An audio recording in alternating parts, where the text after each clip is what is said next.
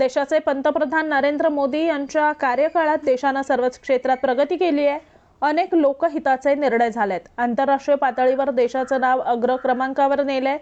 अनेक क्रांतिकारी निर्णय घेण्यात आल्याने सर्वसामान्य जनतेच्या जीवनमानात बदल झालेत। मोदींना पुन्हा पंतप्रधान करण्यासाठी येत्या लोकसभा निवडणुकीत महायुतीचा उमेदवार निवडून देण्यासाठी सर्वांनी संघटितपणे काम करूया असं आवाहन भाजप महिला मोर्चा जिल्हाध्यक्ष श्वेता कोरगावकर सह बांदा मंडल अध्यक्ष रुपाली शिरसाट यांनी बांदा इथं केलंय।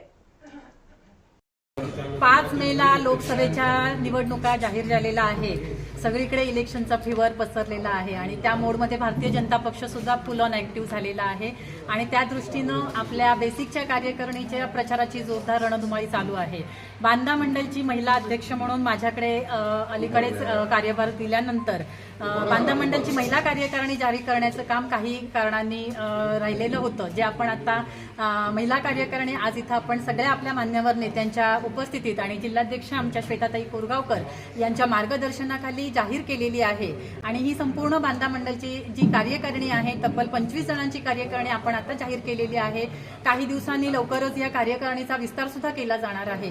संपूर्ण 5 जिल्हा परिषद जे आपल्या बांदा मंडलच्या अंतर्गत येतात, 5ही जिल्हा परिषद आणि 10ही पंचायत समितीनं पूर्ण प्रतिनिधित्व देण्याचं पूर्णपणे प्रामाणिक प्रयत्न मी इथं मंडल अध्यक्ष म्हणून केलेला आहे।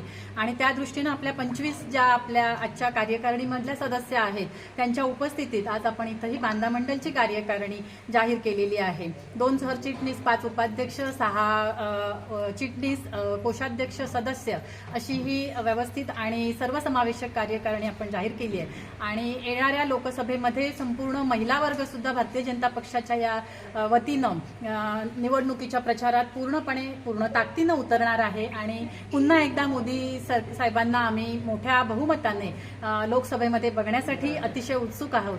गेल्या 10 वर्षामध्ये मोदी सरकारकडनं महिलांसाठी अनेक योजना जाहीर झाल्या। त्या योजनांचा गावागावात तळागाळातील महिलांनी लाभ घेतलेला आहे आणि तो जो महिलांना आपला जो लाभ मिळालेला आहे तो आमच्या मतदान पेटीमध्ये बंदिस्त करण्यासाठी आमच्या महिला कार्यकारिणीच्या सगळ्या महिला पूर्ण ताकदीनं काम करणार आहेत। आज इथं रुपाली शिरसाट मी मंडल अध्यक्ष म्हणून कार्यभार घेतलाय, तसंच राखी कंगुटकर सरचिटणीस आणि शीतल नाईक सरचिटणीस अशा 2 सरचिटणीस आपण दिलेल्या आहेत। तसेच 6 उपाध्यक्ष आहेत जी तुमच्याकडे मी विस्तारित कार्यकारिणी संपूर्णपणे पत्रकारांकडे दिलेली आहे।